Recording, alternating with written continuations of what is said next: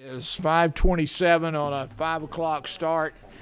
It's been an exciting day, and I'm grateful for your presence and your patience. Thank you very much, and I'm grateful for a couple of extra friends on the committee this afternoon so we can have a quorum. We have some business and we have some hearings that we'd like to take care of, but I'd like to stop a moment and pause and have a word of prayer and thank the Lord for a good day. If you'll join me.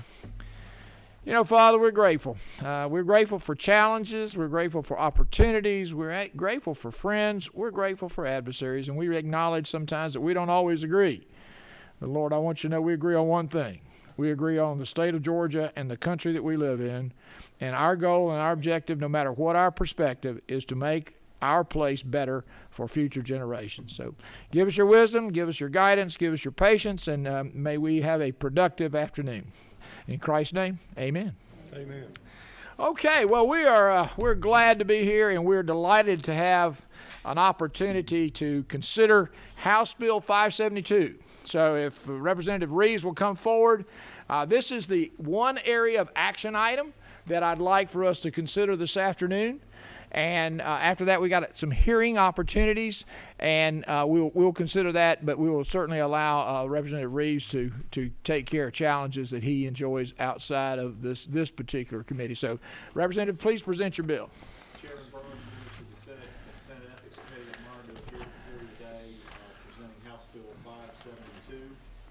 We're working off of LC 442335S.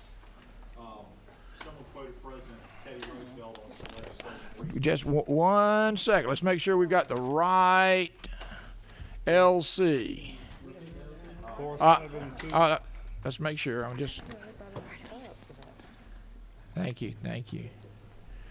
All right, we're working off of House Bill 572, LC 472423S. Is that correct? You've got the most current one. I had a previous version, and we'll work off of yours. Yeah, as you said, do you have a copy of the current one? Do you have the copy of the one that we have? No, I don't. But Let's get you a quick copy. I believe that everything that I'm going to cover is in the. I think we can get a copy for you, though, Thank you. I Representative appreciate it. Reeves. Thank you. All right. Mr. Chairman, can you verify the LC you have? The LC that I'm working from is 472423S. Is that correct? Okay. Thank you. All right. And sorry about that. I printed the one online that was original, so you have the more current one that the House passed. I have the director of the State Ethics Commission, David Amati, here. Thank you, Mr. Motti, for being here. We appreciate you being here. Last year you worked on a heavy and lengthy ethics bill. This year it's relatively light, but it is important. Going back to Teddy Roosevelt, the quote from him on ethics: "Success is abhorrent if it's obtained by the sacrifice of the fundamental principles of morality." So despite the fact we have a thin ethics bill this year, it is important, and I know the Senate entrusts you on this important subject. For 10 years or more, the Ethics Commission has had that tongue twister transparency name that you can't say 5 times fast. This bill would take it back to the vernacular State Ethics Commission in all legal capacity. And so most of the bill is just renaming the State Ethics Commission back to the State Ethics Commission. That's what Section 1 does. That's what Section 2 does. Section 3, there was previous legislation about if a member of the Senate or House or other filing candidate, if they die and their spouse is using their campaign funds, you had A through F, and this corrects a typographical error to have it apply to both categories, so that's merely clerical. Section 4, this corrects an issue. The local campaigns that file with the local clerk, there's been difficulty from time to time about them transferring the reports to the State Ethics Commission here in Atlanta. Section 3 would impose, or Section 4 would impose some guidelines and some consequences if they don't timely transmit those reports to the State Ethics Commission. It also has the 2 business day issue. If you receive contributions before the primary and you receive one for the general election, in addition to the primary, you do a 2 business day report for the primary. You don't have to do a 2 business day report for the general election contribution. You would just put that on your next regular report rather than 2 business day reports. So it retains the 2 business day filing for that election that is being held. Section 5, this is in response to a court decision by the U.S. Supreme Court about a cap on the repayment of a loan that a candidate loans to themselves. The Supreme Court said that has legal problems for there to be a cap on the repayment of a candidate loan. This removes that $250,000 cap in response to that court decision. Section 6, this makes it clear that if someone is responsible for getting their report filed, they've got to get the report filed with the commission. They can't continue to say, well, I dropped it in the mail, and if it never got there in the mail, they're obligated to get it e-filed or delivered or FedExed and get it to the State Ethics Commission and not blame it on the Postal Service, because Lord knows Postal Service misses a lot. So getting it to the Ethics Commission and ensure it's being filed is what that Section 6 requires. Section 7, that's just renaming. Section 8, that is also renaming. Section 9 is renaming. Section 10, renaming. Section 11, renaming. And that's it in terms of an overview of the bill. So it's fairly straightforward this year, and I would yield to any questions for me or for Director Amati, and we would ask your favorable consideration of House Bill 572. Thank you. Questions from the committee? As you review that, I'd just like a point of clarification. There was some discussion in an earlier version about, Yes. would you point out that Absolutely. line, please? Thank you. About responsibility for certain Okay. All right. senior judges. Director Amati has helped me straighten out the LC number conflicts. For some reason, the lower LC number that is on the website, LC 44-23-35S, which I have a copy of, and it's on the website. This is the House version, and it had an additional amendment which I can explain, and I can work on getting you a copy if we need it. But Do we need to just pause a moment and get copies of that for the committee? I'd be glad. I've got a copy that I could have made. Yeah, I could let's explain. do that. Sure. And because what you're suggesting is that the LC that we have in our folders is not the actual LC that we need to be addressing. Is that true? Correct. And my guess is it's pretty. You just pass it right here, Representative. And we need about a dozen copies. And I can explain the change while it's being copied, and also if you have. Let's wait until we get the copies, if that's okay. Simply because otherwise we'll be wondering where we want to go next. Okay. Sure. So let's just take a moment of a pause, and if you'd be kind enough, Senator Halpern. Halpern. One of the things that we're going to do, and I think this will take about 10 minutes or so, and just in time to get the copies we need. If you don't mind, we'll adjust the schedule real quick and proceed to allow Senator Halpern to share with us Senate Bill 226, and we'll come back to the House Bill 572 momentarily. So I think 226 is Senator Harbin. It is Senator Harbin's bill. You're right. She's 101, correct. Senate Bill 101, it's the second bill. And this is for hearing only, so we're happy to just make sure that we understand the bill, what its intent is, and certainly we will not take any action today, and we will tee this up for consideration in 2024. Is that correct, Senator? Yes, that's great. Thank you, Mr. Thank Chairman you. and committee. SB 101, it's a very short bill. All this bill does is it simply triggers the automatic mailing of an absentee ballot in a runoff election if the absentee ballot was requested in that corresponding primary or general election. So that's the whole bill. You'll see that the only place where you see changes is section 1. And then at the very end, Lines 24 sorry, through that's 26, right. is that correct? That's correct, 24 through 26. And then again, lines 99 and 104 and 105. It Right. only just triggers the automatic mailing. Now, why?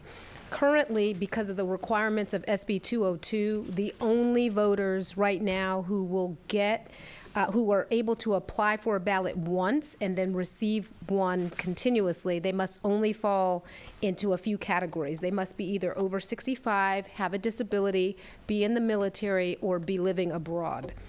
Before 2013 and SB 202's passage, runoffs were 9 weeks. And so in SB 202, the runoff period was shortened from 9 weeks to 4 weeks.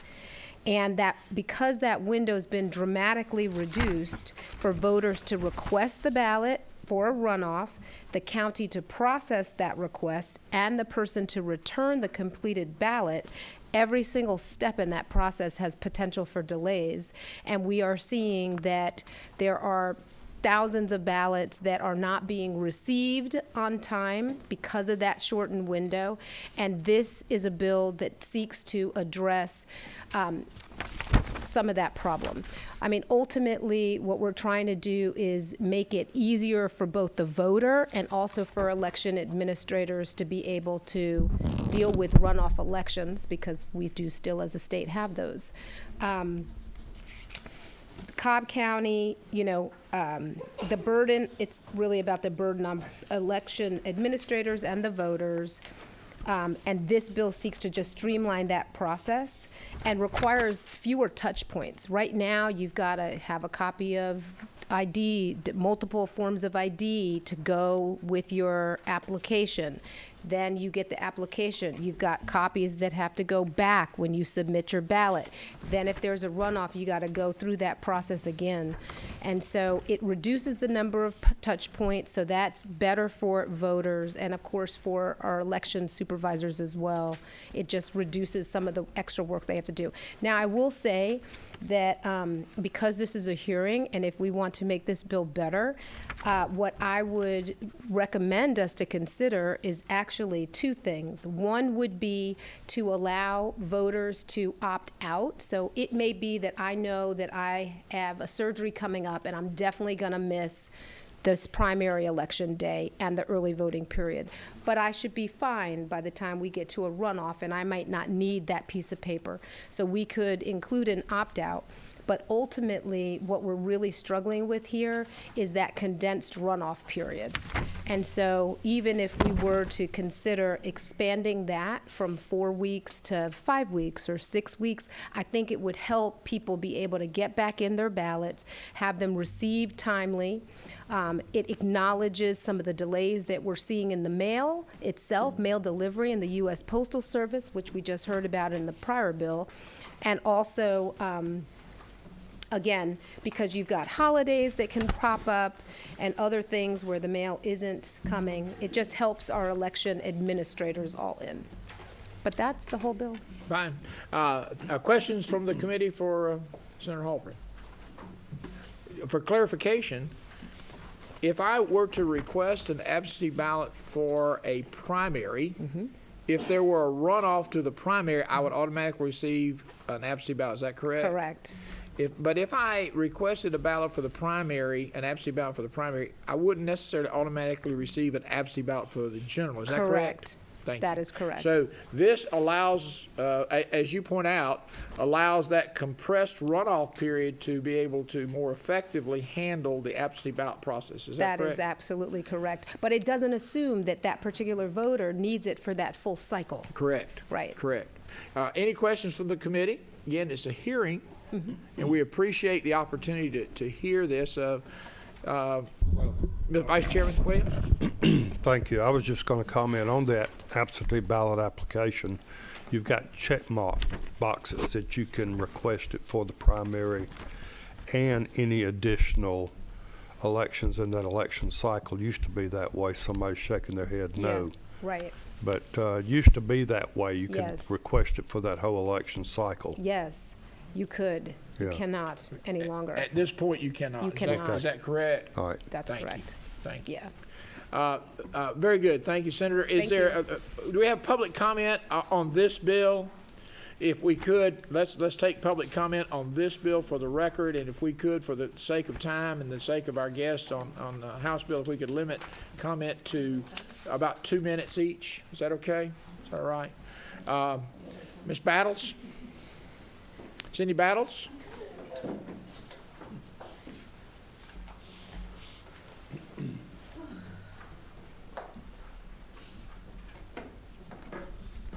I should have come the other way.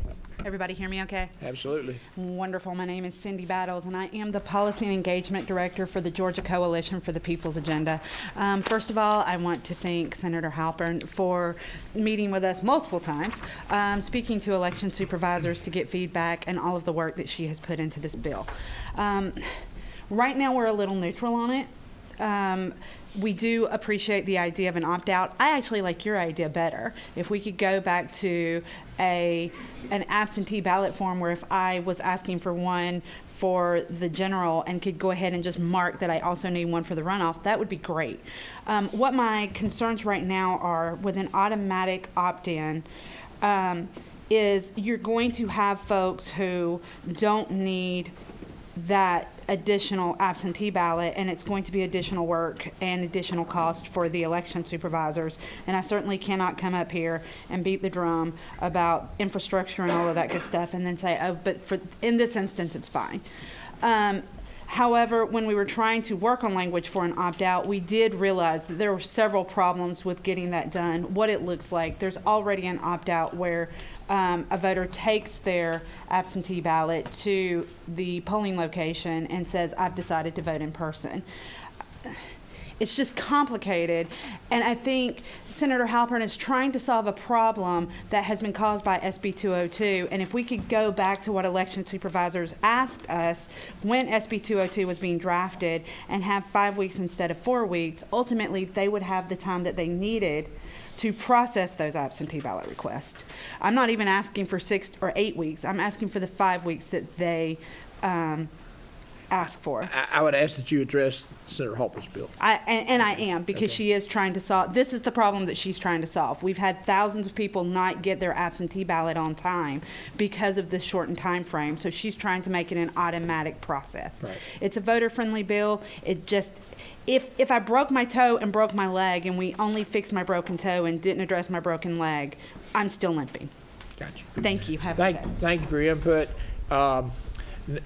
I don't believe anyone else signed up for 101. Brittany Burns, did you sign up for 101, or would you prefer to speak to 226? I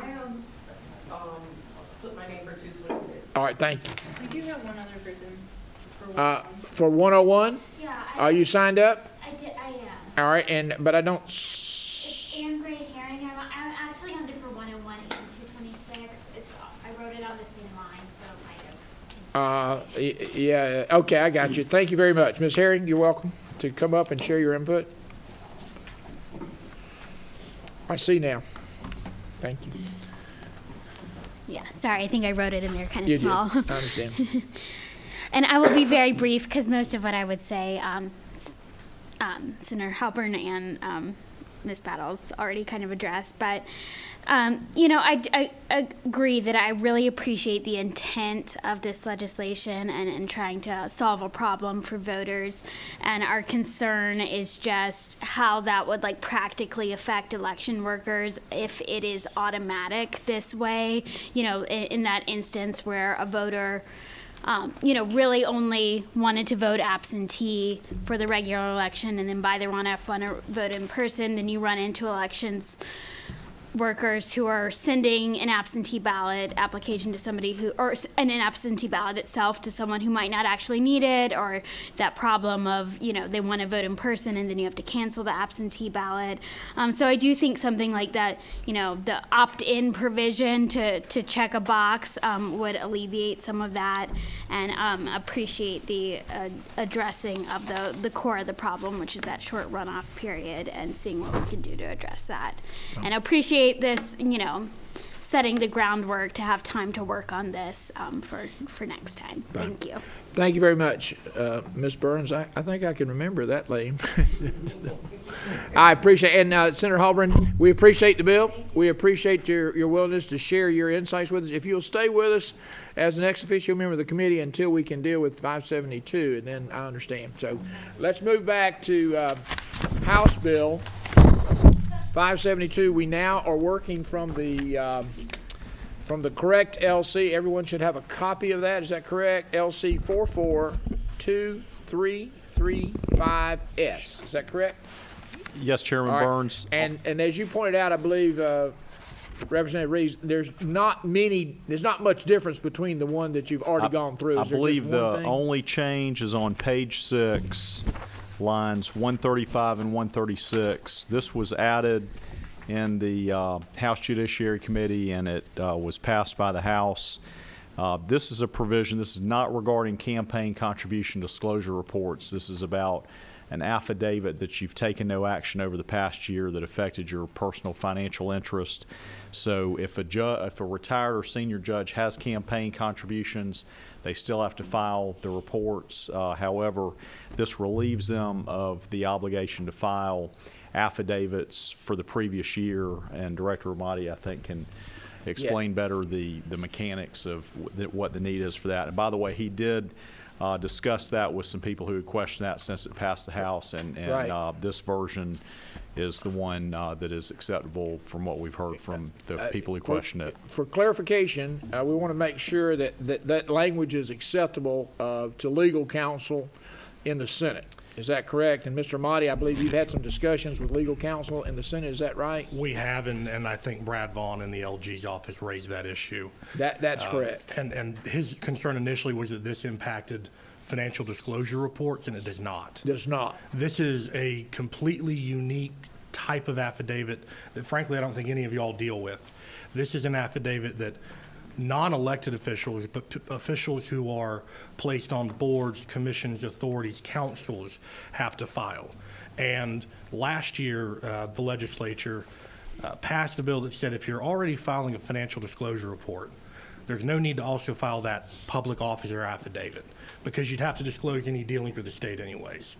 Well, that was all great and well, but we forgot that retired senior judges don't file financial disclosure reports. So this would just put them on par with all other judges who are already filing financial disclosure reports and the 3.1 filing with the Supreme Court for the same subject matter. So they would file their financial disclosure reports as a senior judge or as a retired judge? No, sir. So the only people who file financial disclosure reports are elected or candidates for elected office. Once they retire, they've never had to do that. All right, thank you. Yep. All right.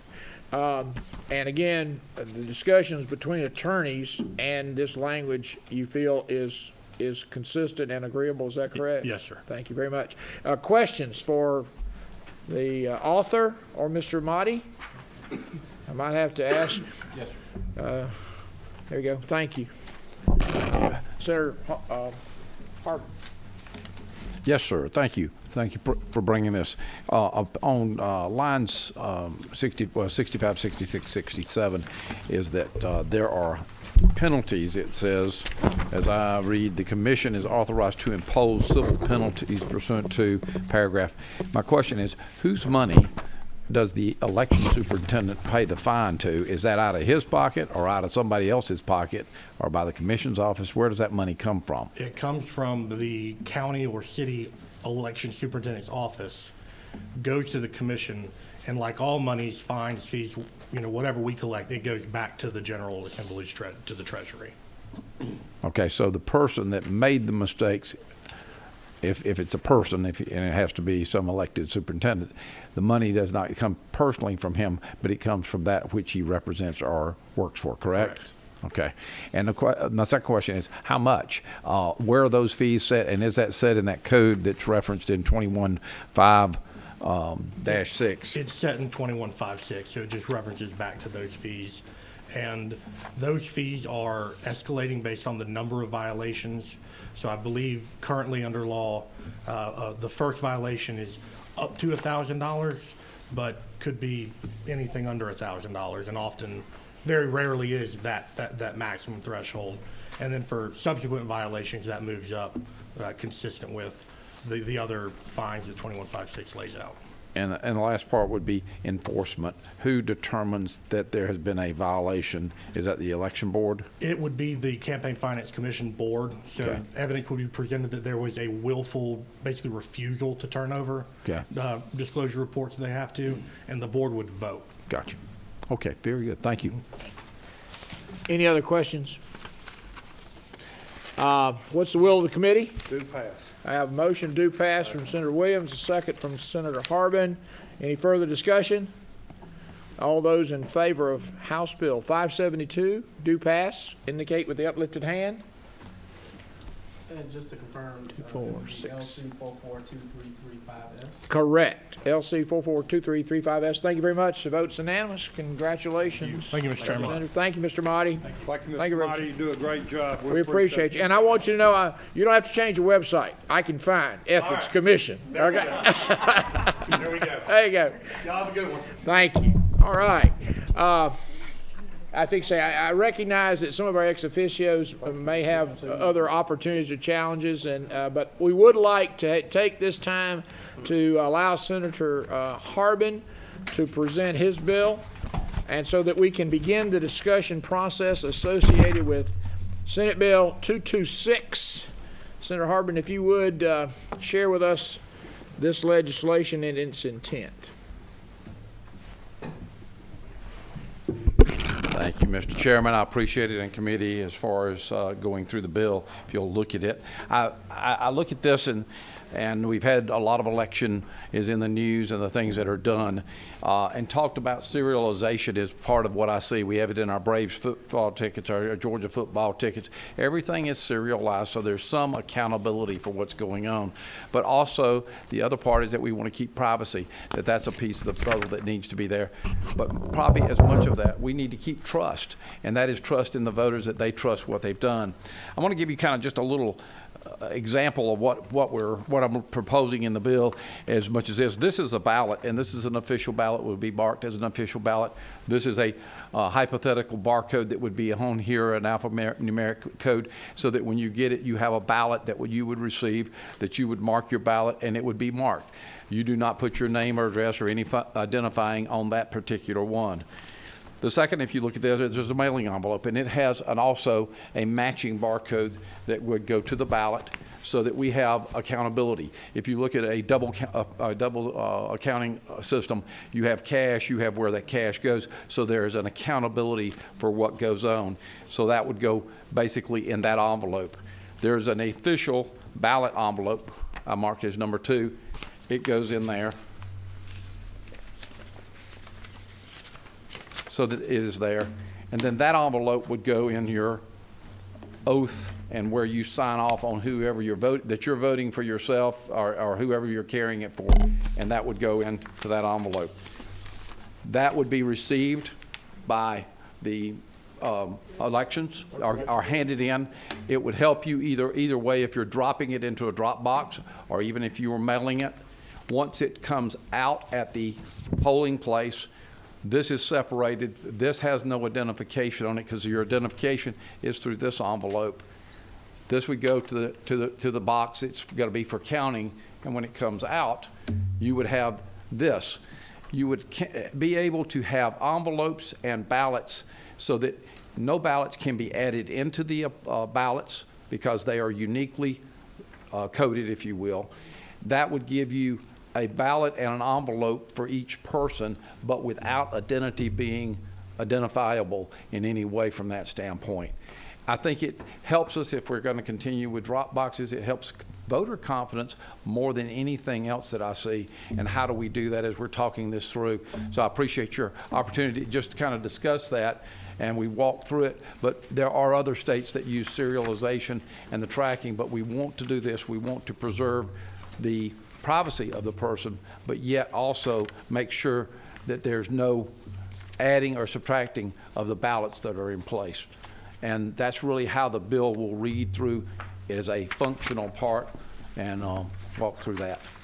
So if we look at the bill, just, and again, if I understand correctly, the intent of your legislation is to be able to have a consistent mechanism to ensure that there's ballot integrity. Is that correct? Correct. So that an absentee ballot itself would be serialized, but not necessarily connected to any voter. Correct. And much like the dollar bill that I might have in my pocket. So the dollar bill in my pocket has a serial number, but candidly, I don't know what it is, and I don't care. And you don't know what it is. And you don't know which serial numbers are in my pocket, and I don't know what serial numbers are in yours. But the issue, I think, is to try to ensure that there are no ballots without valid serial numbers. Is that right? Correct. So there And- would never be a counterfeit ballot, like it would never Right. be a counterfeit dollar bill. Correct. And so I look at lines 20 and through 22 is where you have the barcode on the individual ballot. Correct. And then in section 2, you define the 3 envelopes. Is that right? 3? Correct. So there are 3 envelopes, and the outer envelope, is it serialized as well? Is not. It is not? It is simply where they would sign off They would sign their oath. and mail it, and I see this as have an address or whatever you've got to have here. And does any envelope has a serialization on it at all? Only the one envelope that the ballot goes inside to. So then you would then, so that wouldn't necessarily connect to a voter. Correct. Okay. And so section 2 describes that with the envelopes, the way you illustrated. And then in section 3, on lines 102 to 105, again, it's describing the process for the official absentee ballot. And in section 4, in lines 148, you have the accountability number. So basically, I know the serialization of every ballot sent out, and I know that if I have 2 ballots with the same serial number, I may have a concern. Is that fair? That would be a fair statement. So again, can you share with the committee and with me how many states use this approach or some version of this approach to handle absentee ballot control? We found there were 3, I believe, that do it, that have some type of serialization, especially on the absentee issue is a little bit more. We found more there. The issue, even in Georgia, we use a paper that is, and I've just got a letter today from the Secretary of State, that is a security paper, but we don't have the security paper turned on. That does not, I don't worry about the issue at the voter, where he's voting at a poll. I don't think that, because he's checked on the computer, he's got that, that's all there. The only thing that I think that we see any potential for that is when we're doing absentee ballots. And that's where I see this issue of we ought to be able to account for it so there's no adding or subtracting, and it gives voter confidence, in my opinion. Just like we do with our money, our tickets, things of that nature. And this is endorsed by the Envelope Association of Georgia. I bet it is. It has a few envelopes out there. I appreciate them, but I recognize Senator Mallow, 13. Yes. Thank you, Mr. Chairman. I just have a question. When you said the 3 states were doing it, which were those 3 states? And the reason I asked that question is I looked to find the states with the most secure elections, and according to the Heritage Foundation, which is very conservative, Georgia's number 2 on election security and score in the highest percentile across most of the medians. So which of those 3 states? I don't have the 3 states when we started that. We found that there were people that are states that used the serialization side, and that's where we said, okay, there's some other people that are doing this. How do we perfect this in such a way as to, how do I say, protect what's going on here? And that was it because of the election issue. I think you would agree with the drop boxes and with everything else. This was the way that I saw a dual system, if you will, that we're counting every ballot, and every ballot has an envelope without exposing the voter privacy at all. And that's the part I think we need to protect that. There's no doubt about that. And even from a voter standpoint, he has an assurance, if you will, that his identity is protected. One of the concerns that I have, and I didn't see it in this bill, is that you still have to put a stamp on it. And so if you have to mail the ballot and I'm a husband and wife, I got to have 2 envelopes with 2 stamps to put 3 things in an envelope. Under federal law, is my understanding, any ballot that's in the mail is to be delivered without postage, is what I've been told. Yeah. Is that an accurate statement? Yep, Just that's a clarification. That's what I was told. Let's just say that is to be determined. How's To be that? determined, that's a good one, okay. Yeah, To be that's determined. But I would suggest, I'd like clarification. Yeah, that's to be clarified, but that's my understanding of what I was told, is that if a ballot is in the mail, it is delivered from that standpoint, and I think we could put that into the rules as we were doing it, if we needed to do that, if that's not the federal law from that standpoint. It's not, because I ran into this issue in Savannah Really? with folks who thought that, and they had to go and get their ballot from the post office, and in fact it was returned with NSF, which is non-sufficient postage, and they had to go and put a stamp on it. They returned it back to them, and so my concern is also, once it gets to the elections office, say somebody forgets that you got to do this 2-envelope thing. Are you aware of how many ballots may be rejected by adding this process on? Because mail-in absentee ballot rejection has absolutely increased, because if an elector, husband and wife, puts it in that same one envelope, the envelope that person got their ballot in, Right. if the wife's ballot was in there, it's rejected. And I ran into that because I had constituents that had that issue, and they had to come down to the Board of Registrars to cure that ballot. And that's a really big issue, because in the average voter or elector's intent, they think, you tax me together, I do everything together, but I can't mail my ballot together with my spouse. And that's caused a lot of ballot rejections. And I'm afraid of this, with having more envelopes, that if somebody misses a step, it could increase ballot rejection. Where if they forgot one of the 3 envelopes, I mean, it would be, God forbid you lose one, and I lose stuff all the time. That's why I'm saying that, Senator, because I have lost quite a few things, and how do you get it replaced? You know what I'm saying? If you waste coffee on one of the 3 envelopes, I think it just makes it a deal, is my concern. I think a friendly amendment would be, in this place, is that postage be included to, just like your other envelopes. That's a federal requirement. I don't know. I would suggest that that's not the discussion Right. for this bill. Gotcha. But I would suggest that we look at recognizing that absentee ballots can be either deposited in a drop box or they can be mailed. Is that correct? That's correct. And Yep. Mr. Chairman, you did serve in Congress, so I'm certain you're aware that only congressional representatives can send something in the mail without postage. That's true. The state is not privy to that. There's this benefit called a franking privilege. That's right. Which is sometimes handled appropriately and perhaps at other times not so much. Other questions from the committee? Again, this is hearing only. We want to put this on the table for discussion and thought. There's no action. If there were to be any action, it would come sometime in the next 9 or 10 months. Is that about right? But I think it's interesting to understand the alternatives that we have at our disposal. So, thank you. Thank you, Senator. We're going to take the opportunity to accept input at this time for the record. And I'll start initially with Ms. Lee, Jennifer Lee. If you'd like to, please join us. Senator, I didn't get a chance to put my name on it, and I just want to say a couple of things. I'll be happy to do that at the end. Thank you.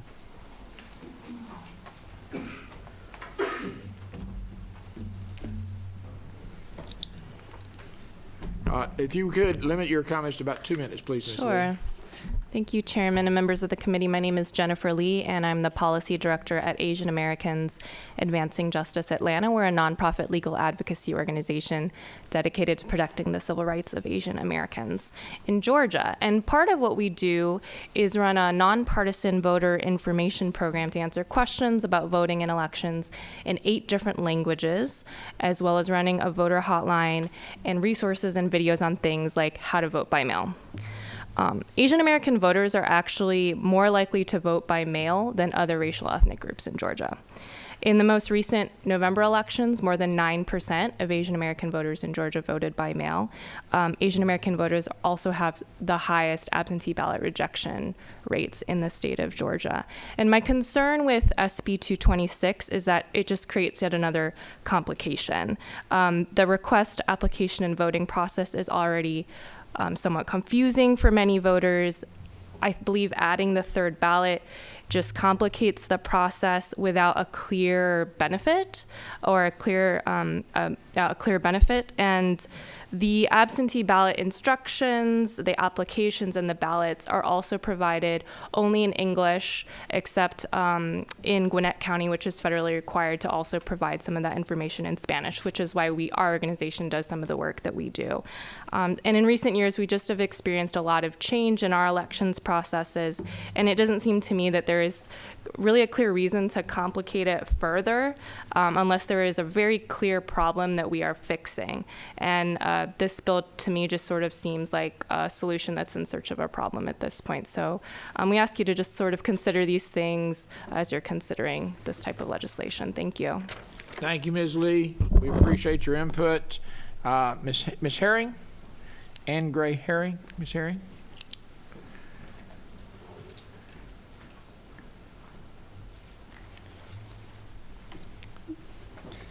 Back again. My name is Ann Gray Herring. I'm the policy analyst for Common Cause Georgia. And, you know, we appreciate that the intention of this bill is not to be a threat to voter privacy in any way, but we do have concerns that placing a unique identifier on ballots themselves could be kind of a slippery slope and open the door, down the road for ways to match who people voted for and could be an eventual threat to ballot secrecy. And just think, especially since this is something we're considering over a long period of time, to consider that carefully and whether we really want to go down the road of having unique identifiers on ballots themselves that way. Georgia already has a pretty good tracking system that can track ballots through the mails without there being a unique identifier on the ballots themselves. And currently the language of the bill doesn't have some sort of line or requirement to ensure that these codes aren't traceable to the voter for whom the ballot was provided. Another thing we would say is this bill is kind of another example of an additional requirement for election offices without accounting for the cost and matching that in the budget. I know we're not taking action on this right now, but before action was taken, I think this is something that should have a fiscal note, because when we're talking about this quantity, even just an additional envelope would be a significant cost. I do understand that the envelope group is enthusiastic about that, but something to be considered. And since we do have the time on this one to consider, would just encourage that elections directors are consulted and talked to about how they feel about this and how this would affect them. Thank you. Thank you for your input. We appreciate that. Ms. Boland? Let me see, get my glasses on. Ms. Boland, Julie Boland? There you are.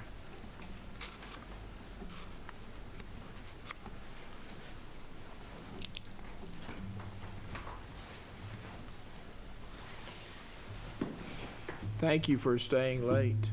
Yes. Well, Thank you. Thank you for... Share with us your input, please. Okay. I'm Julie Boland. I'm a board member with the League of Women Voters of Georgia. And we oppose this bill as an unnecessary, costly additional burden for local election offices and potentially a violation of voters' privacy. We think the goal of the committee should be making the absentee ballot process easier and not harder for everybody involved, but particularly voters, and especially voters most likely to vote absentee, like the elderly and disabled. It is already a mind-boggling effort to vote absentee. There's all kinds of warnings and scary stuff on there. You're not sure if you're doing it right already, and adding a third ballot just seems like over the top. So the additional ballot will definitely confuse voters and serve as another barrier to counting lawfully cast ballots. It would also force election offices to spend more time curing absentee ballots that have minor errors. And another thing you all haven't mentioned about your 3-envelope thing, will one stamp even cover that? Now are people going to have to stand in line and have this thing weighed and put multiple postage on it? So As the previous speaker mentioned, it's kind of a solution in search of a problem. It doesn't sound like there's a huge issue right now with absentee ballots, and I'm not sure how this would help. But thank you for allowing me to speak. Thank you for your input. Vasu? Abharaman. Am I getting any closer? Abharaman. Abharaman. I'm got to get the phonetics, Vasu. Thank you. I'll write thank down you next for time. your patience and thank you for your input and your grace when I Sure miss. thing. Thank you, Chair Burns, esteemed members of this committee. Thank you to the bill sponsor. First, I guess this is the last hurrah, right? For It is. We've got other work to do, so we Goodness. will adjourn here. The party's in a bit over, huh? and take a little break from this committee anyway. Sure thing. I'm saying this is sunny day. We're almost there. Well, thank you for your consideration over many of these meetings and your grace in these meetings. Couple thoughts on this bill. First, I feel like I should quit my job to work for the envelope lobby. Sounds pretty lucrative. Insofar as the General Assembly wants to fund postage for absentee ballots, I'm going to go on record for the ACLU of Georgia saying we are 100% in support Support that. of that. Regrettably, that's not a part of this bill. Right. So folks mentioned the voter privacy concern. I think I can state it simply. If there's a unique identifier on the ballot, all it takes is for one person to learn which unique identifier was on someone's ballot to forever be able to trace that person's vote, especially with the scanned ballot images that we are making available, which we do support. You'll just be able to quickly learn. Even if you're at your neighbor's house, you see this ballot, you notice the number, you write it down, you will forever be able to trace their vote. Some concerns about voter privacy in that way and having a unique identifier directly on the ballot. We'll also express a concern about voter experience. Earlier, Senator Halpern mentioned the rollover list. The folks who are eligible are military, overseas, elderly, and identifies folks with a physical disability. In the 2020 cycle, this was about 600,000 people total. Quite a few people that the law actually viewed as having a special status to vote absentee. Those folks were concerned about complicating this process for them. So we'll just make an appeal to conservative policy making, right? If it really ain't broke, no need to fix it. But again, we support the idea of the state funding postage for all absentee ballots in the state. Thank you. Thank you very much. We appreciate your input. Please come forward. I haven't spoken yet, and my name actually is on the list. I'm so sorry. You'll be next. You be next. And I apologize. Brittany Burns is the only name left on the list other than Pamela Reardon. Pamela Reardon's. But we'll be glad to accept your input. Thank you. All right, Ms. Reardon. All right. So I'm Pamela Reardon, and I'm with the Georgia Coalition for Election Integrity, and many hours in the poll watching and ballot duplication and working on these things, among other things. But I believe the Secretary of State has asked in his budget, and I don't know if that was granted, software for tracking the ballots. And so I'm imagining that this goes hand in hand with that, because as I understand it, this would be a barcode. And a barcode is not readable with numbers, as has been suggested. And I'm not sure why people are saying there's another ballot, because as I understand it, the ballots will be printed and sent out by Secretary of State or sent to the election boards, and they will already have the barcodes on them. And so this new piece that he wants to use is readily tracking the ballots. So we won't have the problem of when the ballot is sent out, and because it'll be scanned, and then it'll track it when it comes back in, so people, like regular people who do the voting by absentee ballot, will understand where the ballot is and that it's come back and that it's going to be in the elections office for scanning and for tabulation. So as I understand it, that is the way things would work. And so I'm not sure if this would be changed in order to coincide with that request that he has had. So that's part of it. And I do think that the Federal Post pays for it, just so you know, because we had that in Cobb County, and we were accepting ballots with no postage, and that was given, that reason was given, so. Thank you. All right. Hey, we have a question, Oh. Senator Mallow. No, absolutely, and just for the constituent testifying today, I appreciate that you represent Cobb County, but I want you to know a little further down I-16, the mail in Savannah goes to Jacksonville, Florida, before it comes back to Chatham County. And it used to take 3 days, now it takes us 7 days because our mail leaves Chatham County. The federal government, under the last administration, closed that processing facility. You know what? So I remember seeing that. that's right. Our mail Senator. goes to Florida, and it gets hung up in Florida. So my question, are you aware that you can track that absentee ballot once it's been mailed and if it's been returned and counted? Well, okay, yes. Yes and no, because those always aren't accurate. And we had a problem this last election cycle in Cobb County where twice, not once, but twice, there was a court filing because of absentee ballots, because they didn't go out on time. And on that tracker, so we had that vacation in there somewhere. I think it was in the runoff.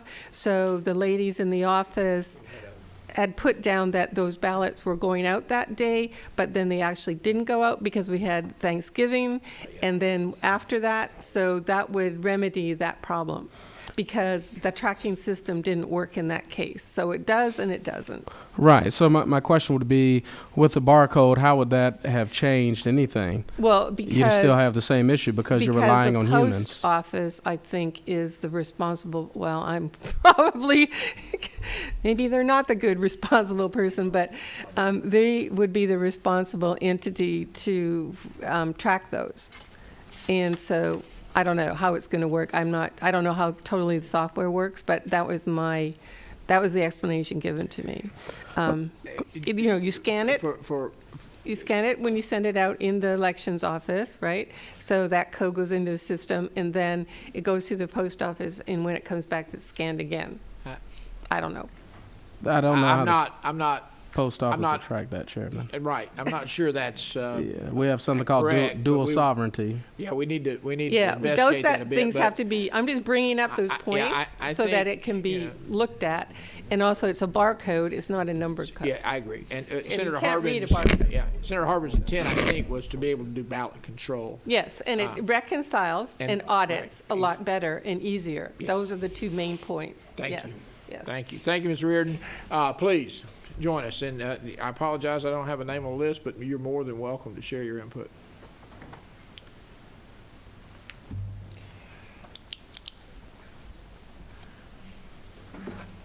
Good evening, board. And my name is Brittany Burns. I should be the second one on the list. Wait a minute now. I thought Brittany was somewhere else.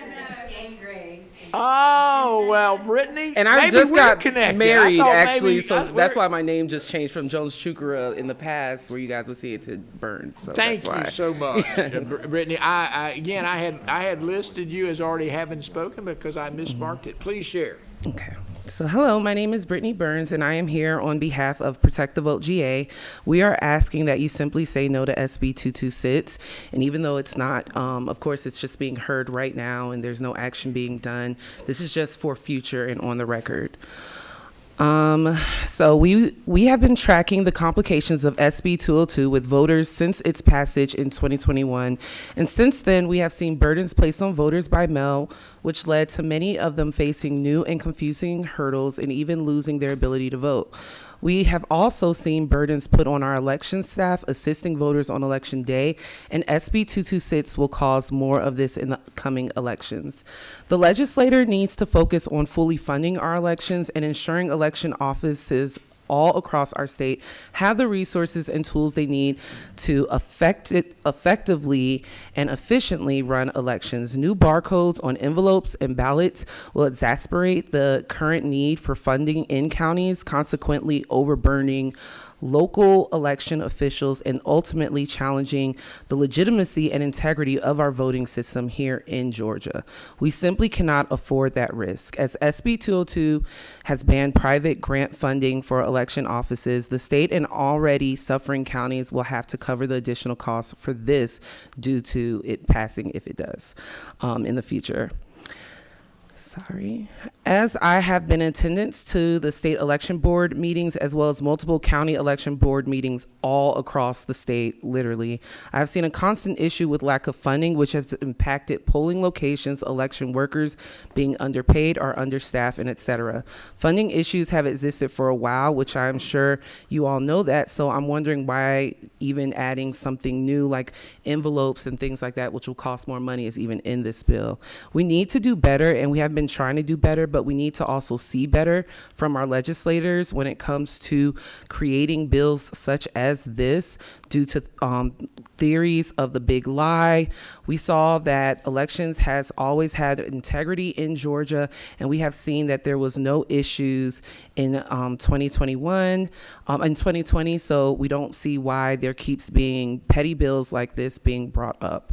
That can impact voters. Also in Cobb County, just want to say that as far as the postages, that's not always correct for everyone. The counties still have to cover that cost. So if we add the extra envelopes with that, some may be covered and not have to pay for it out of their pockets, but it's still going to be out of the pockets of the county, which is by taxpayers.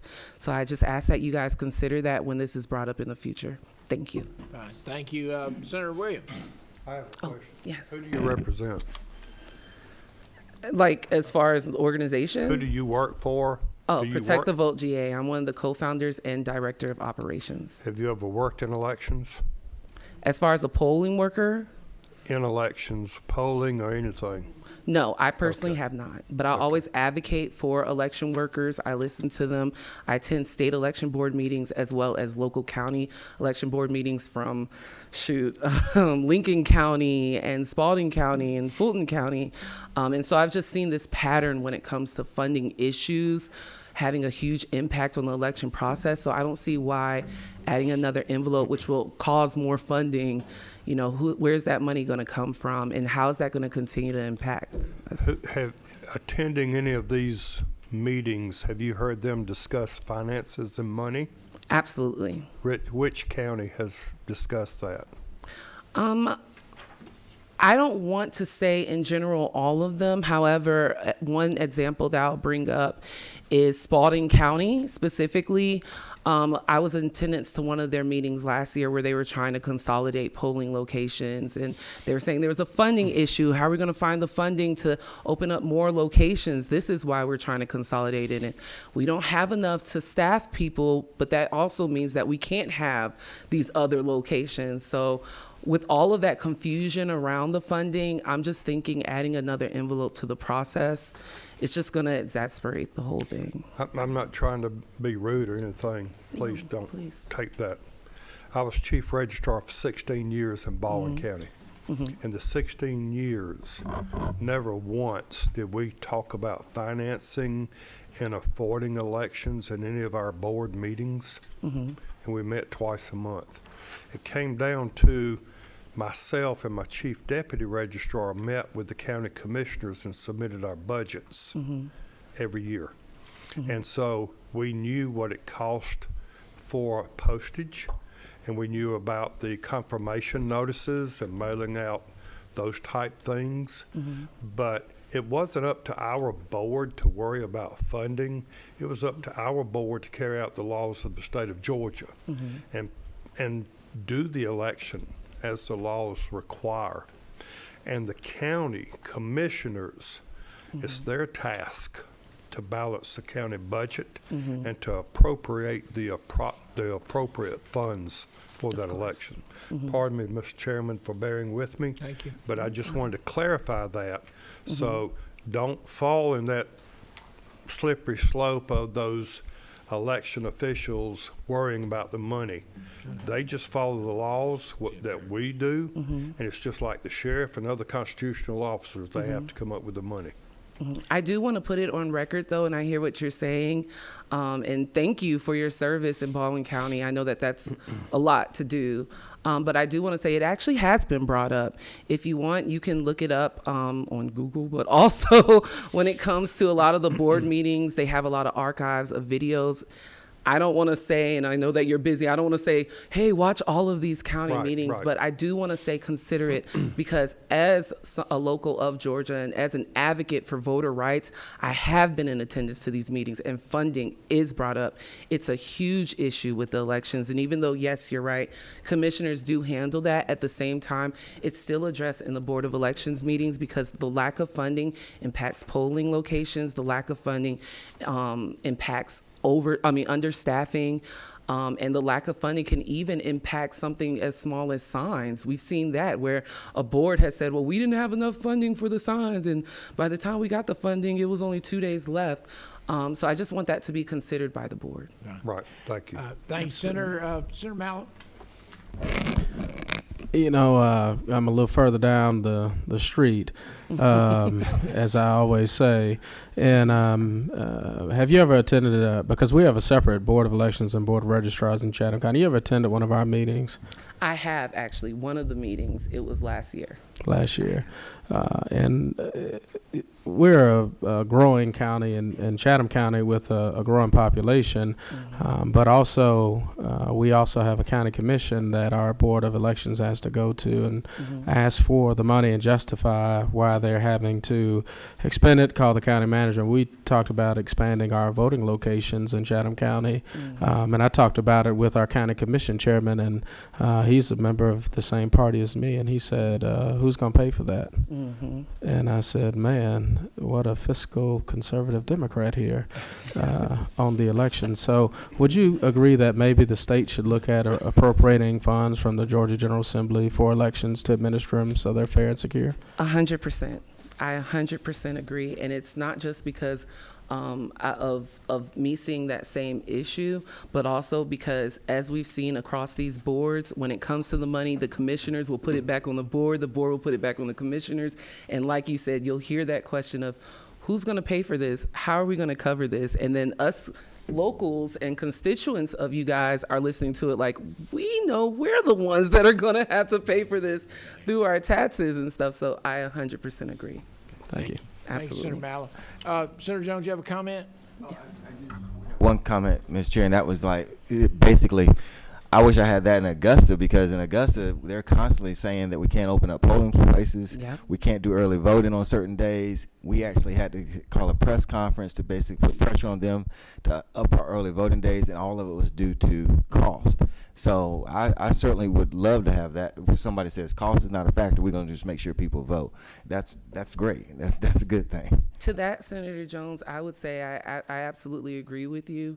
Listening at the state election board meeting, the last one that just happened, if you guys want to listen to it, you heard them say, you know, who's going to pay for that? And they were listing different counties, and you see them saying, even when it comes to the investigation that we still have ongoing because of 2020 and the theories and all of that, the cost of funding when it comes to the whole election process, when it comes to these boards, it needs to be reconsidered.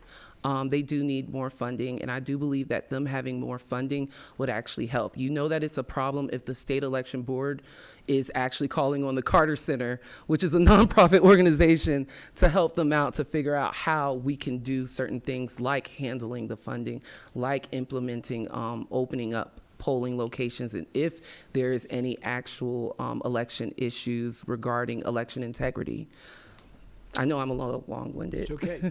We appreciate your input. Thank you very much. Absolutely. Thank you. To the committee, thank you for your service this session.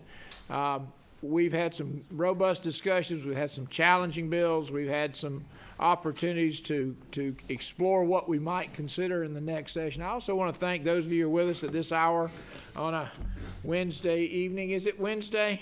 Wednesday evening, and let you know we do appreciate your involvement. We appreciate your input, and we want to make sure that your voices get on the record and are heard by the committee. And unless there is a reason, I would entertain a motion to adjourn. So move. So move. Adjourn, sign, die. Sign, die. Seconded.